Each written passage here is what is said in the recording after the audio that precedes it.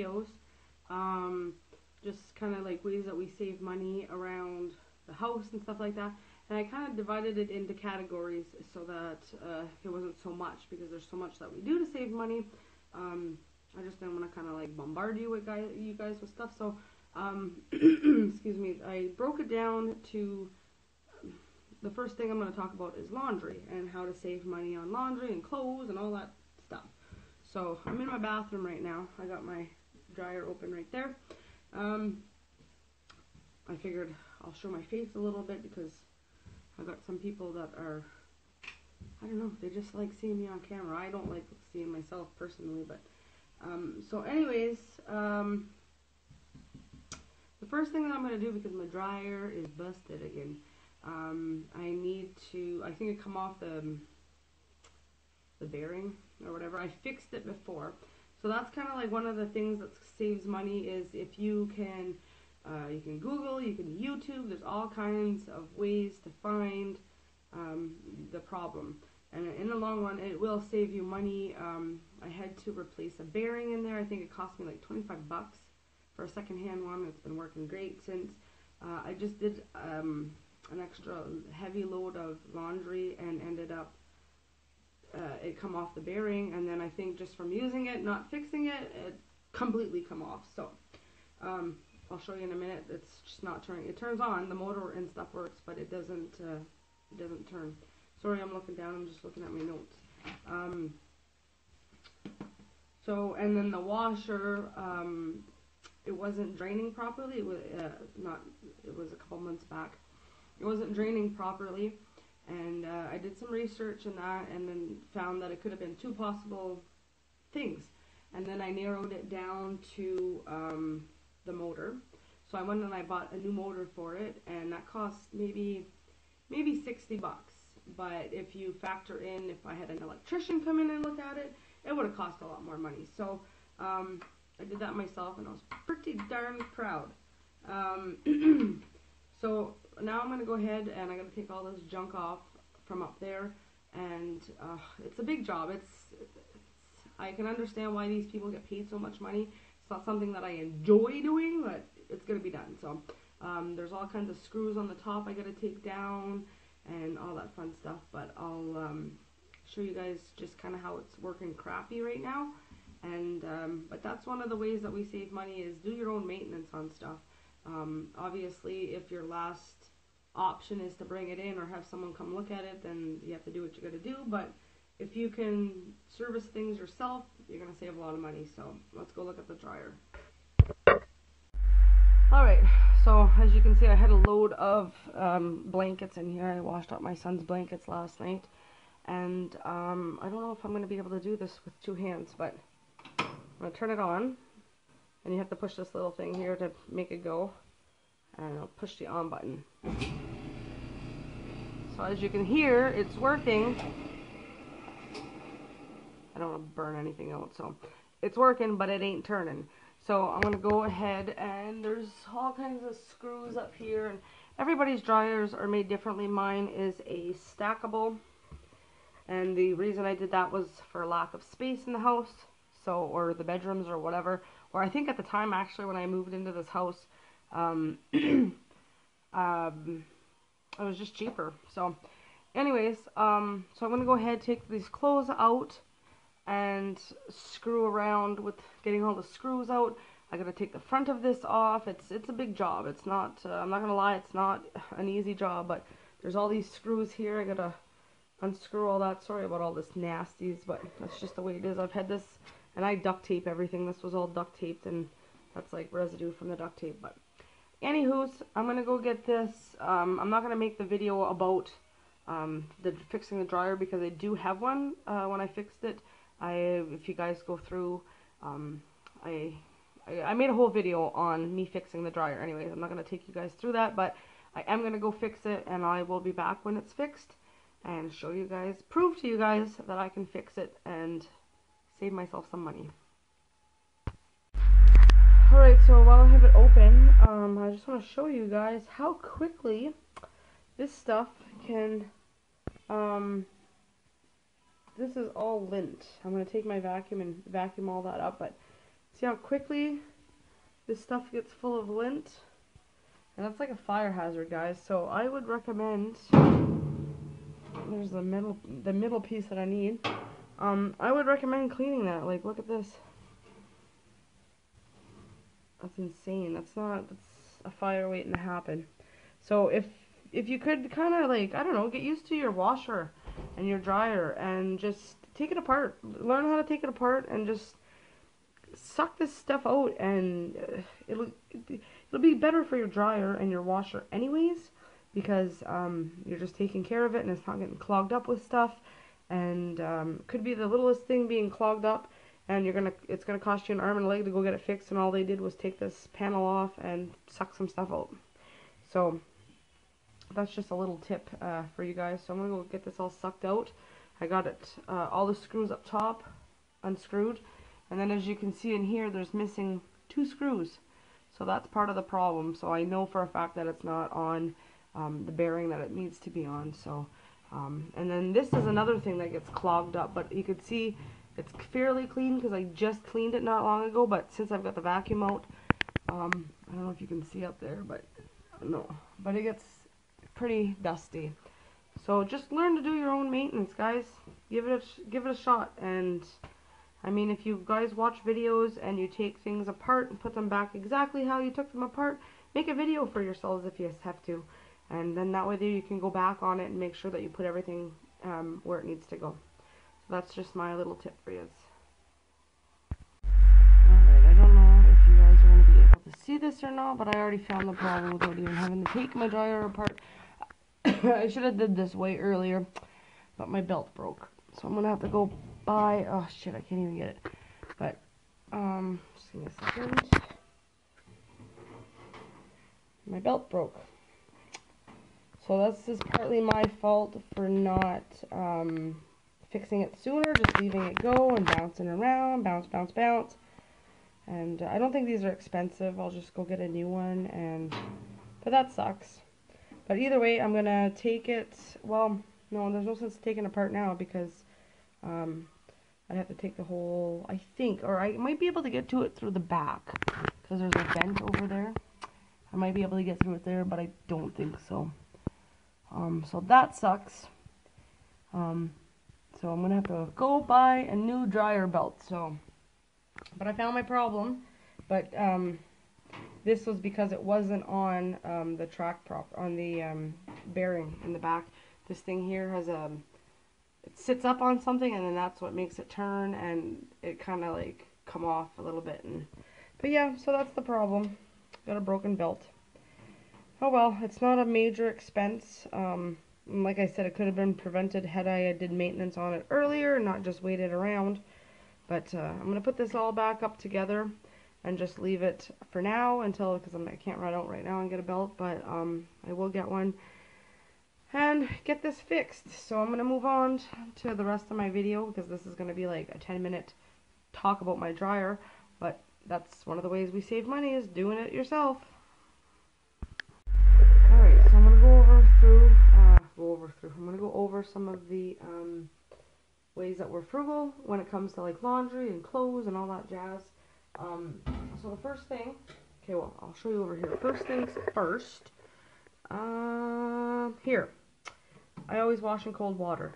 Now, it doesn't matter, even if I were to put it on hot, my washer is set automatically. The only thing that comes in is cold water. My dad's the one that rigged that up. Don't know how he did it, but I'm sure it's not rocket science. But anyways, he ended up rigging that up so that it's only cold water that comes in. So that is one of the ways that we save money. We don't have all this hot water and all that stuff. Now, another thing that we do over here. Okay, this, Jay purchased that. To me, that's a waste of money, but he's the only one that puts that on his clothes, so he'll water it down and just, I don't know, rub his clothes in it. I don't really know. But anyways, I buy this great big, great value bucket here of soap, and it does 150 loads. Now, it used to be like $7.87 or $7 something like that. You can see the liquid in there. Anyways, it went up a little bit in price, but what I do is, because it's so thick, I water it down. I have a second container over here that I had kept. Once upon a time, once upon a time Gain was on sale. I ended up purchasing that, but my son's got like super allergies when it comes to like stuff like that on his skin, and he breaks out in a rash and stuff. So this seems to be working. He doesn't have no problem with that. So anyways, what I do is I'll come home after I purchase this, and I'll dump half of it into here, and then I'll fill the rest up with water, and then I'll fill this up with water. So initially I paid for one, but I'm getting two big containers full of laundry soap. Now, one of the things I would like to do in the future is make my own.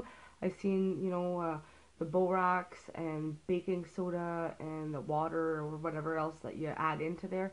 And I'm going to check around and see how much the borax is around here, and I'll make my decision from there. But I'm pretty sure, and I need a big bucket to mix it all together, but pretty sure obviously that would save money. And I'm not really, like, I don't care if my clothes are smelly as long as they're clean.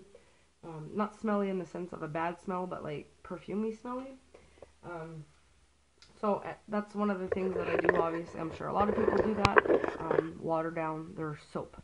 Now, fabric softener and these Purex crystals, to me that's a waste of money. Obviously the fabric softener is good in the summer. Put a little bit in so that your clothes aren't stiff when you put them outside. But if you do have that problem, then it's a matter of just coming in, shoving them into the dryer, for a couple minutes, and they'll be nice and soft. I don't buy fabric softener or like fabric softener sheets. This here was actually, because we don't even have a Costco around here. My parents went down to Moncton and they have one, so they ended up going to Costco. I think it was in Moncton. And they had bought this great big thing of 250 sheets. We're almost down. This was months and months ago that they bought this, but I don't even throw them into my clothes. I never think to put fabric softener sheets into my clothes. But like I said, Jay likes his stuff all smelly and whatnot, but and even these are reusable. You can use them more than once. So it's just more or less to get the static out of your clothes, and I don't have any problems not using fabric softener or bounce sheets or any of that stuff. So that is kind of something that saves us money. Like I said, I know that it's there, but it was given to us, and I'm not going to refuse something that's given to us.